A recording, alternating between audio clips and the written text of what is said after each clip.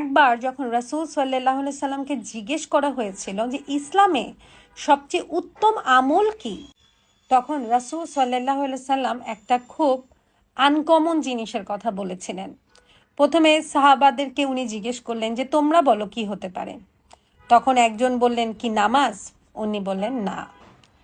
জিহাদ, রাসূল সাল্লাল্লাহু আলাইহি সাল্লাম বললেন না। রোজা, রাসূল সাল্লাল্লাহু আলাইহি সাল্লাম বললেন না। হজ, উনি বললেন না।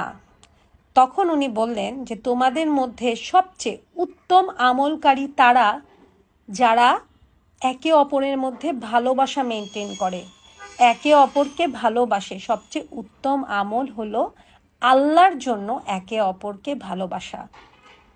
এখন আমরা এটা কতটুকু করছি?